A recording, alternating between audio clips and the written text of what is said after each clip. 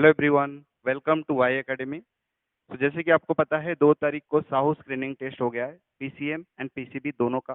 तो आज हम स्टार्ट करने वाले हैं पीसीएम पार्ट का फिजिक्स पार्ट। आंसर कीज के साथ सॉल्यूशन लेके आए हैं, ध्यान से देखिए। आंसर कीज मिला लीजिए जो भी आपने किया हुआ है ना। तो वैसे तो क्वेश्चन पेपर काफ़ी इजी था, तो देखते हैं। क्वेश्चन नंबर 51 पे आते हैं पहले। क्वेश्चन नंबर 51 देखिए, मेक ए मैच। मैच करना है तो 1 में दे रखा है फ्लूइड। जैसे कि आपको पता है फ्लूइड के ऊपर अगर आप किसी भी पार्ट में एक्सटर्नल प्रेशर अप्लाई करते हो, अकॉर्डिंग टू ब्लेज पास्कल वो प्रेशर क्या हो जाएगा, अनडिमिनिश्डली ट्रांसमिट हो जाएगा। जैसे कि मान लो मैं 10 पास्कल का प्रेशर अप्लाई करता हूँ एक पार्ट में, तो फ्लूइड के हर पार्ट में, हर डायरेक्शन में 10 पास्कल का प्रेशर इंक्रीज हो जाएगा, बढ़ जाएगा, है ना। तो यहाँ पे फ्लूइड का जो बेस्ट मैच आता है, same pressure in all direction, है ना। हर डायरेक्शन में सेम प्रेशर हो जाएगा, है ना। तो यहाँ पे 1 का क्या आ जाएगा, E. Blunt knife. Blunt knife आपको पता है एरिया ऑफ कांटेक्ट ज्यादा होता है, प्रेशर कम होता है ना। तो यहाँ पे 2 का ऑप्शन आ जाएगा D, lower pressure. Sharp needle. Needle अगर शार्प है तो एरिया ऑफ कांटेक्ट कम रहेगा, प्रेशर ज्यादा रहेगा। प्रेशर ज्यादा रहेगा तो हायर प्रेशर। 3 का आ जाएगा ए। 4, रिलेटिव डेंसिटी। रिलेटिव डेंसिटी का जो दूसरा नाम है वो क्या है, स्पेसिफिक ग्रेविटी। तो आपको पता है 4 का आ जाएगा सी। 5, hectopascal is a kind of unit, और इसका बेस्ट मैच आएगा बी, एटमॉस्फेरिक प्रेशर। ठीक है ना। तो यहाँ पे जो 51 का ऑप्शन आएगा वो 3 आएगा। ठीक, 1 ई, 2 डी, 3 ए, 4 सी, 5 बी। ओके, क्वेश्चन नंबर 52 पे आते हैं। Let us discuss question number 52। 52 पे आप देखिए, डेंसिटी रिलेटेड क्वेश्चन है। मास दे रखा है, वॉल्यूम दे रखा है, you have to find density. Mass is given in kg, 350 kg. आपको पता है density is mass per unit volume.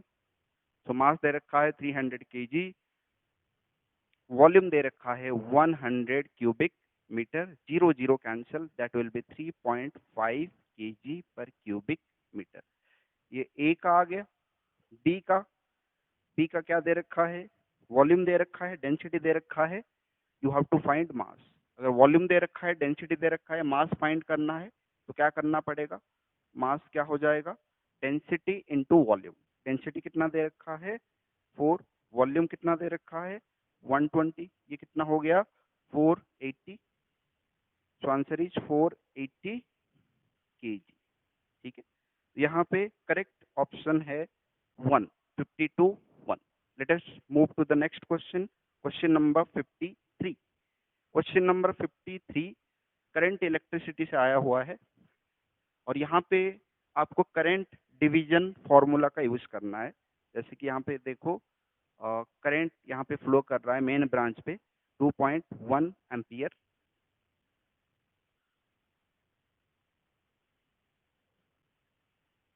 ये सर्किट है।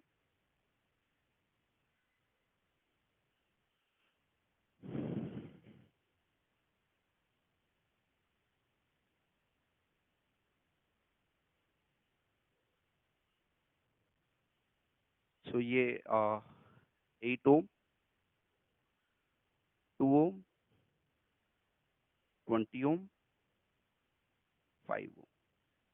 ओके, सो क्या करते हैं, इक्विवेलेंट निकालते हैं। तो 8 ये और 2 ये दोनों सीरीज में है, ये दोनों सीरीज में, और ये दोनों भी सीरीज में है। 8 2 कितना हो गया 10 ओम, और ये कितना हो गया 25 ओम। चलो, तो इसका इक्विवेलेंट सर्किट अगर मैं यहाँ पे लिखूं,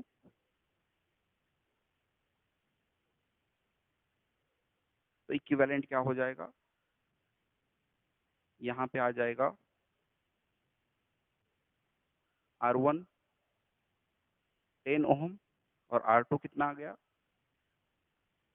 25 ओम। ठीक, 10 ओम 25 ओम। तो आपको फाइंड करना है कि 5 ओम के थ्रू कितना करंट फ्लो कर रहा है ना। 5 ओम के थ्रू कितना करंट फ्लो कर रहा है, 5 ओम के थ्रू जितना करंट फ्लो करेगा, मतलब इस ब्रांच पे जितना करंट फ्लो करेगा, इस ब्रांच पे 2 रजिस्टर है, एक तो 20 ओम का था, एक 5 ओम का था। तो 20 ओम के थ्रू जितना करंट फ्लो करेगा, 5 ओम के थ्रू भी उतना ही करंट फ्लो करेगा। तो हमें निकालना है इस ब्रांच पे कितना करंट फ्लो करेगा। मान लेते हैं इस ब्रांच पे करंट फ्लो करता है I1, और मान लेते हैं इस ब्रांच पे करंट फ्लो करता है I2, और मान लेते हैं मेन ब्रांच पे करंट कितना फ्लो करता है I, है ना। और इसका इस ब्रांच का रेजिस्टेंस R1 है, इधर R2 है ना। यहाँ पे 2 रजिस्टर था, एक 20 और एक 5 का। तो हमें पता है ये दोनों सीरीज में कनेक्टेड है, और सीरीज में जो रजिस्टर्स कनेक्टेड होते हैं उनके थ्रू सेम करंट फ्लो करता है ना। तो 20 ओम के थ्रू जितना करंट फ्लो करेगा, 5 ओम के थ्रू भी उतना ही करंट फ्लो करेगा। तो इसका मतलब इस ब्रांच पे जितना करंट फ्लो करेगा वो 5 ओम के थ्रू भी उतना ही करंट फ्लो करेगा। तो हमें बेसिकली निकालना क्या है, I2 निकालना है। क्या निकालना है, I2 निकालना है। ठीक, I2 निकालना है। तो I2 निकालेंगे, करंट डिवीजन फॉर्मूला का यूज करेंगे। तो करंट डिवीजन फॉर्मूला क्या कहता है, R1 divided by total resistance R1 plus R2, total current flowing through the circuit कितना है I।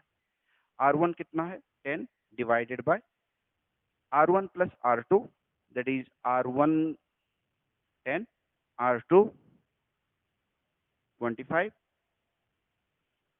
It is multiplied by 2.1 ampere. ये कितना हो गया, 10 डिवाइडेड बाय 35 इंटू 2.1, ये हो जाएगा आपका 21 divided by 35।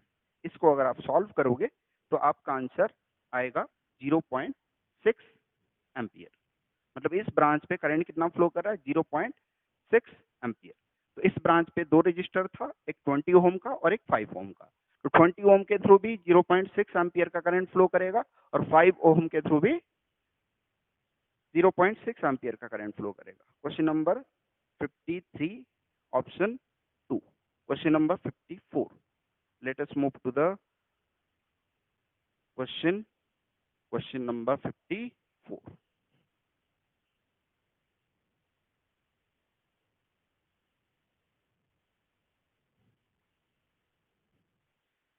A wire of resistance R, एक वायर है जिसका रेजिस्टेंस R है, stretched to twice of its length. मान लेते हैं इसका लेंथ L है, अभी मान लेते हैं इसका लेंथ L है।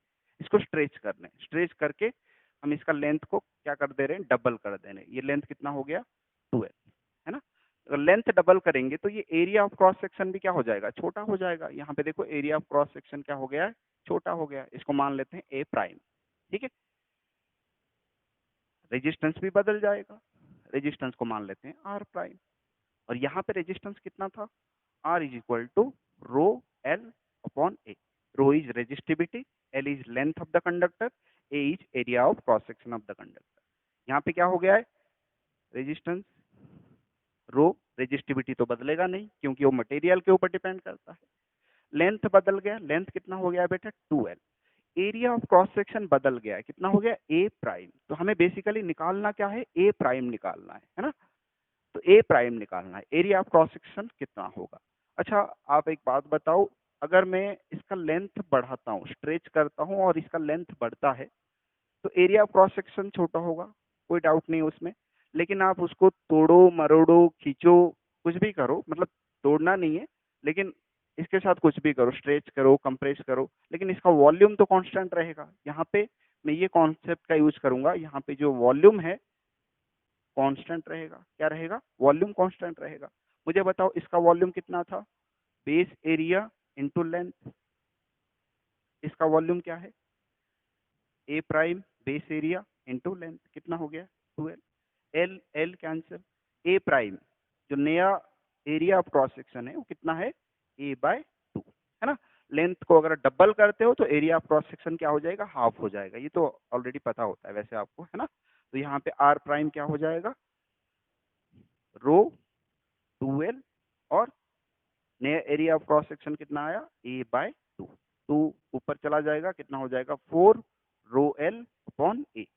रो L अपॉन A का वैल्यू कितना है R। तो यहाँ पे जो रेजिस्टेंस हो जाएगा, न्यू रेजिस्टेंस, वो कितना हो जाएगा 4R। ओके, क्वेश्चन नंबर 55 में मूव करते हैं। यहाँ पे 54 का क्या आ गया बेटा, 1 आ गया, 54 का 1, 55। So let us move to the question 55.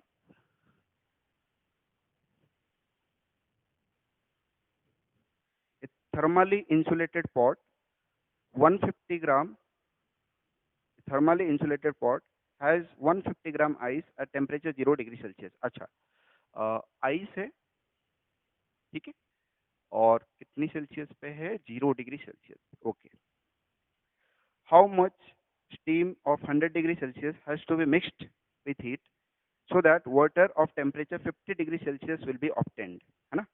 अच्छा, latent heat of fusion दे रखा है, वेपराइजेशन दे रखा है, और स्पेसिफिक हीट कैपेसिटी दे रखी है। ओके, तो देखो, एक थर्मली इंसुलेटेड पॉट के अंदर आइस है, और मास कितना है बेटा, आइस का मास दे रखा है 150 ग्राम। ओके, 150 ग्राम मास दे रखा है।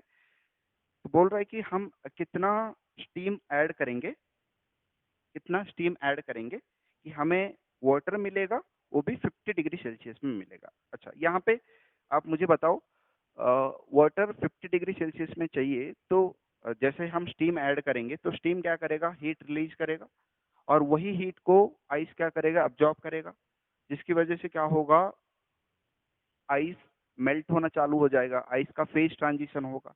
आइस मेल्ट होके क्या बनेगा बेटा, आइस मेल्ट होके बनेगा वाटर बनेगा। पहले वाटर बनेगा किस पे, 0 डिग्री सेल्सियस पे बनेगा। इसको क्या बोलते हैं, फेज ट्रांजिशन बोलते हैं, है ना। और इसी दौरान क्या नहीं होगा बेटा, टेम्परेचर चेंज नहीं होगा। फेज ट्रांजिशन में टेम्परेचर चेंज नहीं होता है ना। फिर क्या बनेगा, सेकंड स्टेप में बनेगा वाटर एट 50 डिग्री सेल्सियस। एक प्रोसेस तो ये हो गया, है ना। अच्छा, पहले हम देखते हैं ये फेज ट्रांजिशन में कितना हीट ये एब्जॉर्ब करने वाला है, कितना हीट एब्जॉर्ब करने वाला है, mass into latent heat of fusion, है ना, लेटेंट हीट ऑफ फ्यूजन। तो mass into latent heat of fusion ये एब्जॉर्ब करने वाला है। यहाँ पे ये टेम्परेचर बढ़ रहा है, यहाँ पे कौन सा फॉर्मूला यूज करेंगे, MC डेल्टा T, ठीक है ना। अच्छा, पहले ये कैलकुलेट कर लेते हैं कि कितना हीट ये एब्जॉर्ब करने वाला है। Q is equal to mass of the ice, that is 150 gram, latent heat of fusion कितना दे रखा है, लेटेंट हीट ऑफ फ्यूजन दे रखा है 80, है ना। लेटेंट हीट ऑफ फ्यूजन आपका दे रखा है 80, let me check, latent heat of fusion 80 दे रखा है आपका। ओके,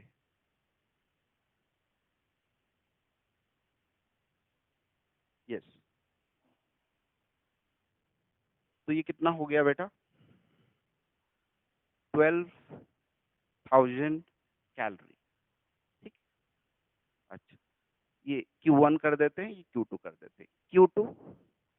Q2 कितना हीट ये एब्जॉर्ब कर रहा है 50 डिग्री सेल्सियस तक जाने के लिए, 150, specific heat capacity 1, delta T, change in temperature कितना है 50 माइनस 0 दैट इज 50, तो ये कितना हो गया 50, 75, ठीक, 7500 कैलोरी, ठीक। तो इनको ऐड कर दो, कितना मिला आपको, Q1 plus Q2, total heat absorb, total heat absorb कितना हो गया, 12,000 कैलोरी प्लस 7,500 कैलोरी, ये हो गया 19,500, 19,500 कैलोरी, ठीक। तो ये इतना हीट एब्जॉर्ब करेगा, कहाँ से एब्जॉर्ब करेगा, जो स्टीम हीट रिलीज करेगा, है ना। तो सेकेंड स्टेज हम देखेंगे, स्टीम जो है वो किस पे है, कितने टेम्परेचर पे है, वो पहले देख लेते हैं। ये थोड़ा सा लेंदी क्वेश्चन, ऐसे देखा जाए तो लेंदी क्वेश्चन नहीं है आपके लिए। 100 डिग्री सेल्सियस पे है, तो स्टीम पहले कन्वर्ट होगा किसको, स्टीम पहले कन्वर्ट होगा वाटर को, और वाटर का टेम्परेचर क्या रहेगा बेटा 100 डिग्री सेल्सियस, क्योंकि फेज ट्रांजिशन में टेम्परेचर में कोई चेंज नहीं आता है, ठीक है ना। फेज 3, लेकिन बात यह है F1 पॉजिटिव है, F2 नेगेटिव है, तो रेशियो क्या आना चाहिए, नेगेटिव आना चाहिए, लेकिन रेशियो पॉजिटिव दे रखा है। ऐसा क्यों, क्योंकि यहाँ पे बोल रहा है the magnitude of ratio of their focal length, magnitude दे रखा है, तो आपको यहाँ पे माइनस ऐड करना पड़ेगा अपनी तरफ से। Okay, there equivalent focal length ना, दोनों को कांटेक्ट में रखा है, तो इक्विवेलेंट फोकल लेंथ कितना दे रखा है यहाँ पे 30 centimetre, yes 30 centimeter. So you have to find the individual focal length. Okay, so you know equivalent focal length is equal to f1 f2 divided by f1 plus f2. You know this formula very well, f1 f2 divided by f1 plus f2. Okay, so ऐसा करते हैं f2 f1 by f2 ना, तो f2 common ले लेते हैं, तो बचेगा क्या f1 divided by f1 bye f2 plus 1। ठीक, f1 का वैल्यू अगर पुट करूं तो कितना होगा -2/3 f2 -2/3 f2 divided by f1 bye f2 कितना है -2/3 प्लस 1। ठीक, तो ये किसका वैल्यू हो गया बेटा f इक्विवेलेंट का। f इक्विवेलेंट ऑलरेडी दे रखा है, कितना है 30 centimetre. It is equal to, यहाँ पे देखो -2/3 इंटू f2।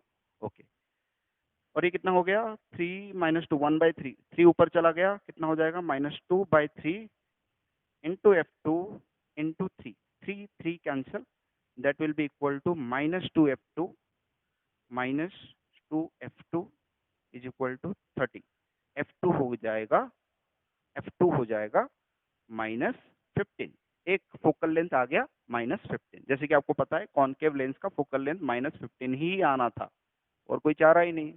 f1 कितना आएगा, यहाँ से पुट कर दो, आ जाएगा, है ना।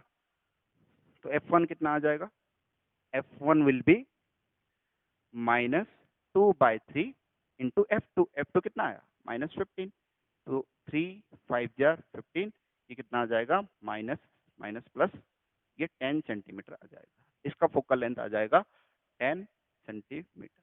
ओके, सो यहाँ पे ऑप्शन आएगा 4, 10 - 15। Okay, 56 4। Okay, 57, let us discuss 57।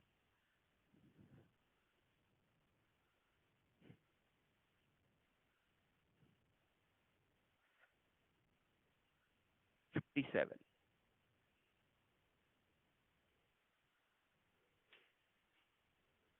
which of the following graph represents uniformly accelerated motion? Uniformly accelerated motion के लिए वेलोसिटी टाइम ग्राफ एक स्ट्रेट लाइन होता है which passes through the origin and inclined to the time axis at some angle। ठीक, तो अगर uniform acceleration की बात करें, तो वेलोसिटी टाइम ग्राफ क्या होता है, it is a straight line passing through the origin and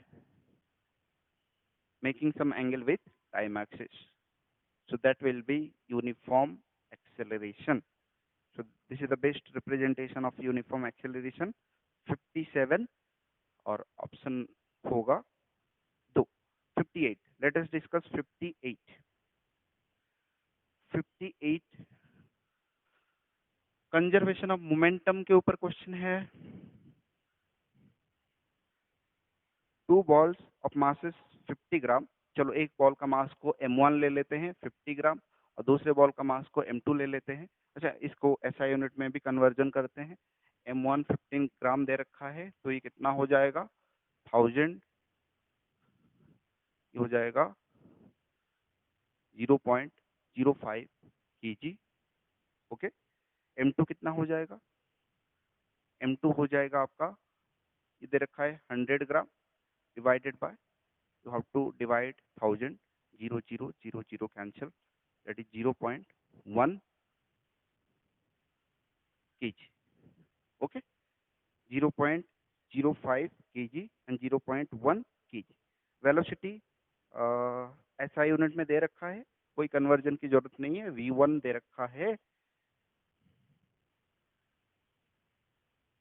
3 metre per second. Okay, v2 दे रखा है 1.5 मीटर पर सेकेंड।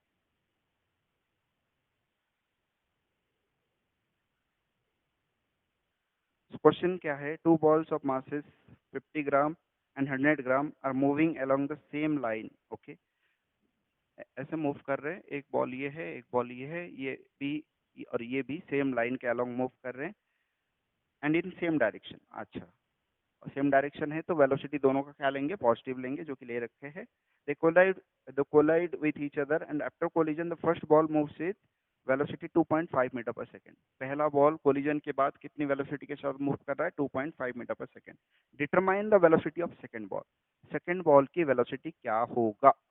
चलो इसका इनिशियल वेलोसिटी को u1 ले लेते हैं और ये इनिशियल वेलोसिटी को u2 ले लेते हैं और हमें फाइंड क्या करना है. अच्छा, v1 तो दे रखा है ना. इसका फाइनल वेलोसिटी m1 का फाइनल वेलोसिटी दे रखा है, कितना है, 2.5 मीटर पर सेकेंड ना. v2 हमें निकालना है. ठीक है, तो कंजर्वेशन ऑफ मोमेंटम के according m1 u1 plus m2 u2 is equal to m1 v1 plus m2 v2 हो गया. m1 u1, m1 कितना है बेटा, 0.05 इंटू u1, 0 पॉइंट यहाँ पे करते हैं 0.05 इंटू u1 कितना है 3 प्लस m2 u2, m2 दे रखा है 0.1, u2 कितना है 1.5 is equal to m1 v1, m1 कितना दे रखा है 0.05, v1 is 2.5, m2 v2, m2 0.1, v2 निकालना है, v2 आपको निकालना. तो ये इक्वेशन बन गया और यहाँ से आप v2 फाइंड कर सकते हैं. यहाँ पे आप आराम से v2 फाइंड कर सकते हैं. 0.05 मल्टीप्लाइड बाय 3, ये जो आप देख रहे हो. तो मैं डायरेक्ट आंसर लिखता हूँ. इक्वेशन आपको पता चल गया कैसे करना है, ऑलरेडी सॉल्व कर रखा हूँ. तो मैं डायरेक्ट आंसर यहाँ पे लिखता हूँ 1.75 metre per second. Yes, 1.75 metre per second. तो यहाँ पे जो करेक्ट ऑप्शन हो जाएगा 58 का 1 हो जाएगा. So let us move to the next question, 59. Okay, 59.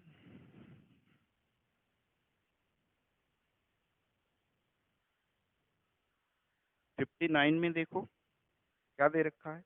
If energy of a ball falling from a height 20 metre, कहाँ से फॉल कराया जा रहा है, 20 मीटर हाइट से. ये ग्राउंड है, ग्राउंड से 20 मीटर, ये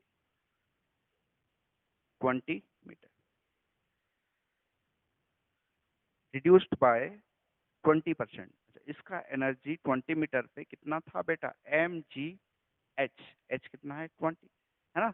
तो जैसे ही ये फॉल हो रहा है, जैसे ये फॉल होगा तो इसकी पूरी की पूरी पोटेंशियल एनर्जी क्या हो जाएगा, धीरे धीरे काइनेटिक एनर्जी में कन्वर्ट होने लगेगा. Just before touching the ground, यहाँ पे एग्जैक्टली यहाँ पे इसकी पूरी की पूरी पोटेंशियल एनर्जी काइनेटिक एनर्जी में कन्वर्ट हो चुका होगा. और जैसे ये स्ट्राइक करेगा तो काइनेटिक एनर्जी का कुछ पोर्शन साउंड एनर्जी में कन्वर्ट हो जाएगा, कुछ पोर्शन लाइट एनर्जी में, कुछ पोर्शन हीट एनर्जी में कन्वर्ट हो जाएगा. तो यहाँ पे ये वही बोल रहा है कि 20% रिड्यूस हो गया. ठीक है, तो बचा कितना, 80% बचा. उसी 80% के साथ ये ऊपर जाएगा, उसी 80% के साथ ये ऊपर जाएगा और यहाँ पहुंचेगा रिबाउंड करके, है ना. मान लो ये हाइट हो गया h प्राइम, ये हाइट हो गया h प्राइम, है ना. तो आपको h प्राइम निकालना है. ठीक है. अच्छा, जब यहाँ से यहाँ तक जाएगा ये, यहाँ पे इसके पास पोटेंशियल एनर्जी बचा कितना होगा, mg20. इसका 80% बचा होगा, 20% तो रिड्यूस हो गया, 80% बचा है, 80/100 इट इज इक्वल टू. अच्छा, जितनी एनर्जी है उसी एनर्जी के साथ ऊपर जाएगा. तो यहाँ पे जब जाएगा तो इसी एनर्जी को ये कन्वर्ट करेगा किसके साथ, पोटेंशियल एनर्जी के साथ कन्वर्ट कर देगा. तो यहाँ पे पोटेंशियल एनर्जी क्या हो जाएगा, mgh प्राइम, है ना. तो यहाँ पे देखो 0 0 कैंसिल, 0 0 कैंसिल, mg कैंसिल. ये कितना हो जाएगा, h प्राइम कितना हो जाएगा, कितनी हाइट के साथ रिबाउंड करेगा, that is 16 metre. Very good, 16 metre. 59 3 option. 80% बचा, 20% रिड्यूस हुआ तो 80% बचा, उसी 80% के साथ ये आगे बढ़ेगा, रिबाउंड करेगा और 80% एनर्जी के साथ ये इतनी हाइट तक अचीव करेगा। मान लो एच प्राइम हाइट तक अचीव किया, तो पोटेंशियल एनर्जी कितना हो जाएगा, एम जी एच प्राइम। अच्छा, ये पोटेंशियल एनर्जी आया कहाँ से, ये 80% एनर्जी से आया, उसको इक्वेट किया मैंने, तो एच प्राइम कितना मिल गया, 16 मीटर। 59 हो गया 60। The work done on an object does not depend upon, work done किसके ऊपर डिपेंड नहीं करता। अच्छा, वर्क डन किसके ऊपर डिपेंड नहीं करता, डिस्प्लेसमेंट के ऊपर तो डिपेंड करता है। Work done it is equal to F S cos theta, F force, S displacement, theta angle between force and displacement. तो देखो किसके ऊपर डिपेंड नहीं करता, 63 इनिशियल वेलोसिटी ऑफ ऑब्जेक्ट, है ना, इनिशियल वेलोसिटी के ऊपर डिपेंड नहीं करता, बाकी सब के ऊपर डिपेंड करता है। अच्छा, नंबर ऑफ इमेजेस फाइंड करना है क्वेश्चन नंबर 61 में। ओके, 61 क्वेश्चन पढ़ो। The number of images formed by two plane mirrors inclined at 60 degree of an object, 60 degree of an object placed symmetrically between mirrors. अच्छा, एक object है जो कि दोनों प्लेन मिरर के बीच में है, एक प्लेन मिरर ये है और एक प्लेन मिरर ये है, दोनों के बीच में एंगल है 60 डिग्री। ओके, और ऑब्जेक्ट कैसे प्लेस्ड है, सिमेट्रिकली, मतलब यहाँ से 30, यहाँ से 30, कोई फर्क नहीं पड़ता, है ना, ऑब्जेक्ट यहाँ पे सिमेट्रिकली प्लेस्ड है। ठीक है, तो हमें बताना है कि नंबर ऑफ इमेजेस कितना मिलेगा। नंबर ऑफ इमेजेस फाइंड करने के लिए पहले एन फाइंड करना पड़ता है। एन कितना हो जाएगा, 360 divided by theta, theta is the angle between two mirrors, कितना है 60, 0 0 cancel, that is 6। If N is a even number then number of images will be n minus 1, n minus 1, that is 6, sorry, n minus 1, 6 minus 1, 5। तो कितना हो गया ये, 61 3, 61 3, 62। A concave mirror of focal length f produces a real image n times the size of object।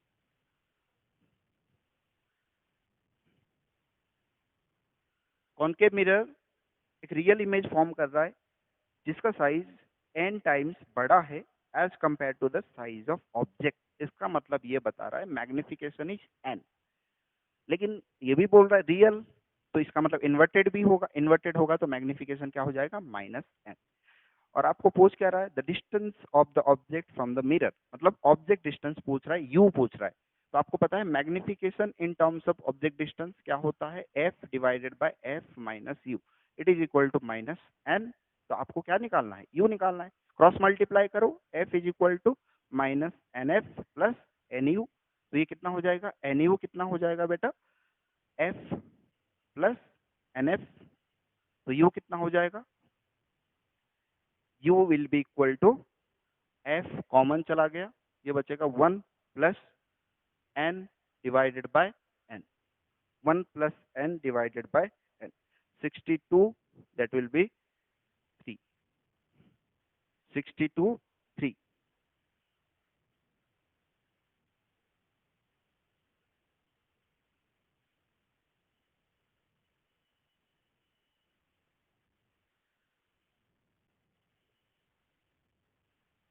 63।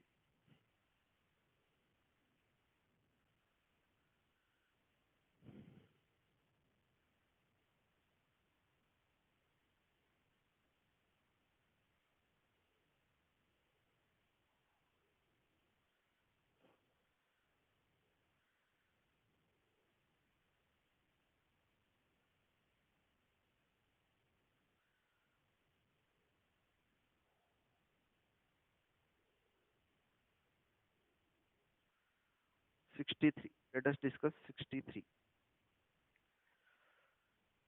Echo is one of the phenomena of reflection of sound. When we go to the mountain top and shout loudly, we hear our own sound after some time. What should be the minimum distance of the object for the echo to occur? Echo के लिए minimum distance क्या होगा, वो तो depend करता है sound के speed के ऊपर, है ना। अगर साउंड की स्पीड 340 मीटर पर सेकंड है, जैसे कि यहाँ पे दे रखा है, तो इको के लिए मिनिमम डिस्टेंस कितना होगा बेटा, 17 मीटर। तो यहाँ पे जो ऑप्शन हो जाएगा, यहाँ पे 63 का ये 2 हो जाएगा। 64, what will be the increase in length of the steel rod. एक स्टील रॉड है, उसमें स्टील रॉड है, what will be the increase in length of the steel rod of length 0.2 मीटर। इसका लेंथ कितना दे रखा है 0.2 मीटर, ऑलरेडी दे रखा है ओरिजिनल लेंथ ना। अच्छा, when its temperature is increased by 50 degree Celsius, the coefficient of linear expansion of steel is 1.3 into 10 to the power minus 5 degree Celsius inverse। Okay, तो इसका लेंथ कितना दे रखा है 0.2 मीटर। अच्छा, हमें क्या पूछ रहा है कि अगर हम टेम्परेचर को बढ़ाएंगे, कितना बढ़ाएंगे 50 डिग्री सेल्सियस, मतलब चेंज इन टेम्परेचर कितना है 50 डिग्री सेल्सियस। अच्छा, कोएफिशिएंट ऑफ लीनियर एक्सपांशन दे रखा है, कितना दे रखा है 1.3 into 10 to the power minus 5 degree Celsius inverse. 1.3 into 10 to the power minus 5 degree Celsius inverse. आपको पूछ रहा है कि अगर हम इस स्टील रॉड का, जिसका लेंथ 0.2 मीटर है, इसका टेम्परेचर अगर 50 डिग्री सेल्सियस तक बढ़ाते हैं तो क्या होगा। आपको पता है every matter expands on heating and contracts on cooling. Heat करेंगे है ना, 50 डिग्री सेल्सियस बढ़ाएंगे तो ऑब्वियसली इसका लेंथ बढ़ेगा। कितना बढ़ेगा, कितना बढ़ेगा, change in length delta L आपको निकालना है। So you know delta L is equal to original length into coefficient of linear expansion into change in temperature. Original length कितना है बेटा 0.2 into coefficient of linear expansion that is 1.3 into 10 to the power minus 5 degree Celsius inverse. Delta T कितना हो गया 50 degree Celsius. सही लिखा, okay. ये कितना हो जाएगा 2/10 है ना, 2/10 1.3 10 to the power minus 5 into 50, 0 0 cancel, और इधर अगर आप करोगे कितना होगा 2 5 जार 10, 10 को इसके साथ मल्टीप्लाई कर दो या इसके साथ मल्टीप्लाई कर दो, कितना बचेगा 1.3 into 10 to the power minus 15, 15 नहीं 5 इंटू द पावर माइनस 5, और ये 5 2 जार 10, 10 को इसके साथ मल्टीप्लाई करूं तो 10 टू द पावर माइनस 4 रह जाएगा। कितना हो जाएगा 1.3 into 10 to the power minus 4, 10 to the power minus 4, 1.3 into 10 to the power minus 4 metre. ठीक, इतना बढ़ेगा ये 64 1 65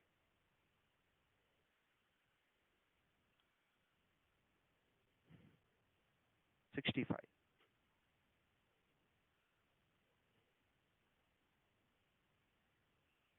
65 डिस्कस करते हैं। The radius of planet P is half of the radius of planet Q. एक प्लैनेट है जिसका नाम है पी, एक प्लैनेट है जिसका नाम है क्यू। ठीक है, अच्छा, radius of planet P is half of the radius of planet Q. इसका रेडियस को आर मान ले तो इसका रेडियस कितना हो जाएगा, हाफ हो जाएगा। अगर इसी है तो इसका मास क्या हो जाएगा एम क्यू। तो एम क्यू कितना होना चाहिए, यही तो बोल रहा है। What must be the mass of Q so that the value of acceleration due to gravity on q is same that of its value on p। p पे जितना acceleration due to gravity होगा q पे भी उतना होना चाहिए, मतलब g p acceleration due to gravity at p must be equal to acceleration due to gravity at q। ये इक्वेशन हमें सेटिस्फाई कराना है। ठीक, तो यहाँ पे बताओ मास ऑफ द क्यू हमें फाइंड करना है। आपको पता है एक्सेलरेशन ड्यू टू ग्रेविटी का फॉर्मूला होता है G M upon R square. यहाँ पे अगर प्लैनेट पी की मास देखें तो क्या है एम पी, और रेडियस देखें तो r/2 whole square. It will be equal to acceleration due to gravity of planet Q. तो कितना हो जाएगा mass of planet Q divided by इसका रेडियस r स्क्वायर। तो क्या हो जाएगा इधर जी जी कैंसिल। अच्छा, इधर जाएगा 4 MP divided by R square, it is equal to इधर कितना हो जाएगा M Q divided by R square. R square cancel, तो एम क्यू का वैल्यू कितना होना चाहिए 4 MP होना चाहिए, 4 गुना होना चाहिए, तभी जाके acceleration due to gravity same होगा। तो यहाँ पे ऑप्शन आएगा 2 66 मैच द कॉलम मैच करना है, इजी क्वेश्चन है। मास कुछ क्वांटिटी दे रखा है ए ग्रुप में और बी ग्रुप में उसका यूनिट दे रखा है और सी ग्रुप में उसका कुछ प्रॉपर्टीज दे रखा है, ठीक है। तो मास आपको पता है, मास का यूनिट होता है केजी, है ना। तो मास है नंबर 1 में, 1 की जगह पे लिखूंगा केजी। अच्छा, उसके बाद मास का प्रॉपर्टी क्या है, मेजर ऑफ इनर्शिया, ये सबको पता है। मास का प्रॉपर्टी क्या है, मेजर ऑफ इनर्शिया, तो बी आ जाएगा, है ना। वेट, वेट 2 नंबर पे है, ये आई है, आई, ये केजी है बी पे, और ये measure of inertia small B पे, ठीक है। वेट, वेट है सेकेंड आई पे। अच्छा, इसका यूनिट क्या है, न्यूटन, सबको पता है ना। न्यूटन पता है सबको, तो न्यूटन में क्या आ जाएगा बेटा, डी आ जाएगा। अच्छा, वेट क्या होता है, कैसे, zero, zero at the centre, अच्छा zero at the centre, D साथ ए आ जाएगा। Acceleration due to gravity, third I. यहाँ पे इसका यूनिट क्या आ जाएगा, मीटर पर सेकेंड स्क्वायर, और वो है ए में, है ना, ए में है। और उसका प्रॉपर्टी क्या है, अल्टीट्यूड के साथ और डेप्थ के साथ और लेटीट्यूड के साथ चेंज होता है। तो यहाँ पे देखो डिपेंड्स ऑन हाइट, डी। तो ये आपका करेक्ट ऑप्शन है, और करेक्ट ऑप्शन आपका हो जाता है 2। Okay, 67, two thin wires carrying current I and I, मतलब सेम करंट कैरी कर रहे हैं शायद। Two thin long parallel wires separated by distance T, अच्छा इनके बीच में डिस्टेंस ऑफ सेपरेशन कितना है, डी। कैरी ये current I in the same direction, ये भी आई करंट, ये भी आई करंट सेम डायरेक्शन में कैरी कर रहे हैं। तो राइट हैंड थंब रूल के अकॉर्डिंग आप अगर इसका मैग्नेटिक फील्ड बनाओगे, सर्कुलर मैग्नेटिक फील्ड बनेगा, है ना। कंसेंट्रिक सर्कल्स की फॉर्म में मैग्नेटिक लाइंस ऑफ फोर्स बनेंगे, और ये कुछ ऐसे डायरेक्शन में होंगे।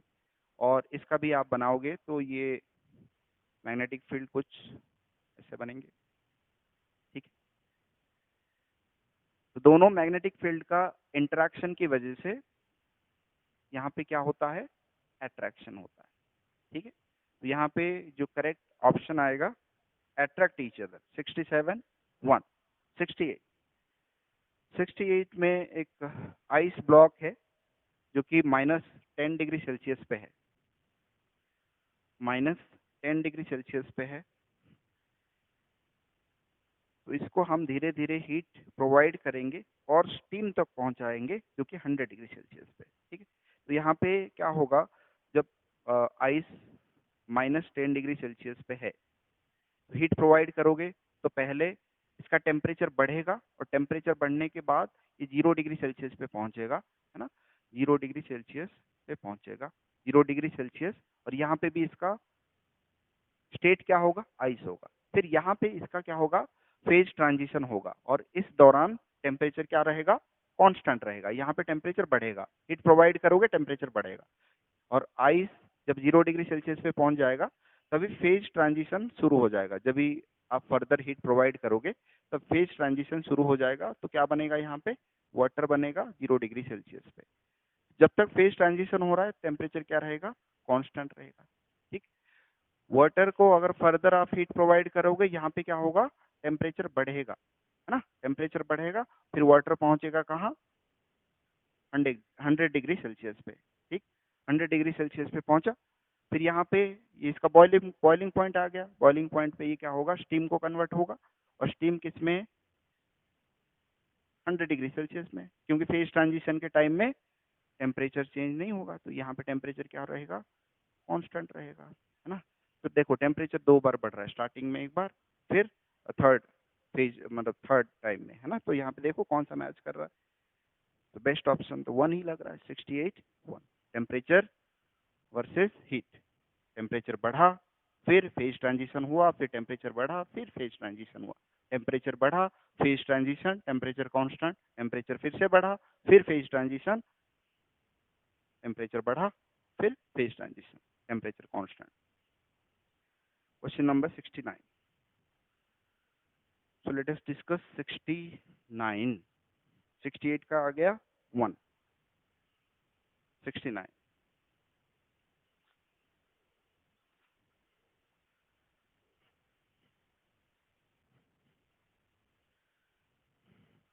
If sum of velocities of light in two media is 3.25 into 10 to the power 8 meter per second, and their difference is 0.75 into 10 to the power 8 meter per second. 0.75. Okay.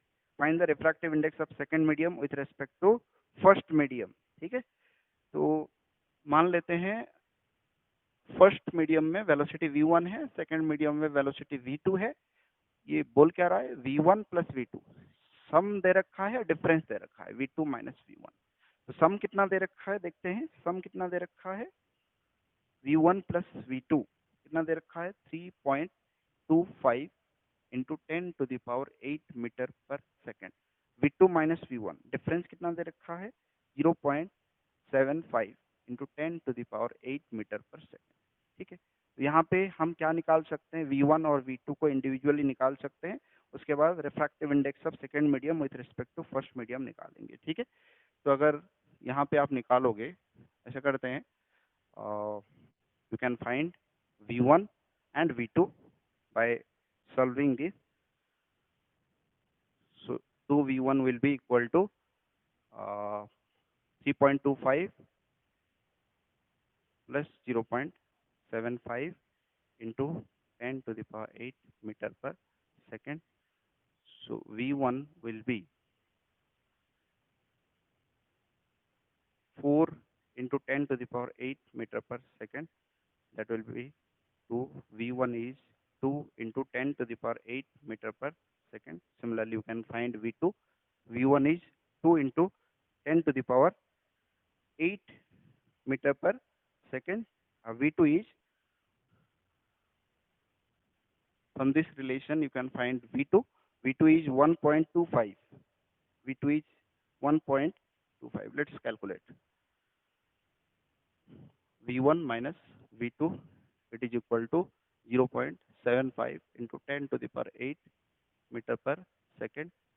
v1 we get 2 into 10 to the power 8 minus v2, it is equal to 0.75 into 10 to the power 8. Okay, so v2 will be equal to, you can take this side, that will be 1.25 into 10 to the power 8 meter per second. Now this is correct, 1.25 into 10 to the power 8 meter per second. Okay. So you can find refractive index of second medium with respect to first medium. That will be v1 divided by v2. v1 कितना है 2, v2 कितना है 1.25. That will be equal to 1.6. 1.6 is the answer. Actually, sum is v1 plus v2, difference is v1 minus v2. I have changed the order actually. That's why thing. Refractive index of second medium with respect to first medium is 1.6. 69 2. 69 2. 70. A converging lens is used to form an image on a screen when upper half of the lens is covered by an opaque screen. Then, which option is correct? Okay, upper half is covered. Convex lens, upper half is covered by an opaque screen. तो यहाँ से कोई light नहीं आएगी, यहाँ पे object है. यहाँ पे जो इमेज बनेगी रियल एंड इन्वर्टेड बनेगी, पता है सबको, लेकिन ये ऑब्जेक्ट तक कैसे बनेगा, क्या ये पार्शियली बनेगा, यहाँ पे जो इमेज बनेगी कैसे बनेगा, पार्शियली बनेगा, कैसे बनेगा. तो अपर हाफ ऑपिक स्क्रीन से कवर्ड है, तो लाइट तो लोअर हाफ से भी आ सकता है, लाइट लोअर हाफ से आएगी. यहाँ से ब्लॉकेज हो गया तो यहाँ पे क्या होगा, लाइट की इंटेंसिटी कम हो जाएगी. जितनी लाइट आनी चाहिए थी, जितनी लाइट आने के बाद इमेज बननी चाहिए थी, उतनी लाइट नहीं आएगी, कम लाइट आएगी, लेकिन इमेज फुल बनेगा. Image will not disappear, image disappear नहीं होगा और इमेज कंप्लीट इमेज बनेगा. और साथ ही साथ आप ये बोल सकते हो इंटेंसिटी कम आ रही है, इंसिडेंट इंटेंसिटी कम है, तो इसलिए जो रिफ्रैक्टेड इंटेंसिटी भी कम रहेगा, इसलिए जो इमेज बनेगा उसका इंटेंसिटी कम रहेगा, उसका इंटेंसिटी कम रहेगा, इंटेंसिटी कम रहेगा, लेकिन जो इमेज है वो पूरी बनेगी। तो यहाँ पे जो ऑप्शन आता है complete image will be formed of decreased intensity 74। Thank you.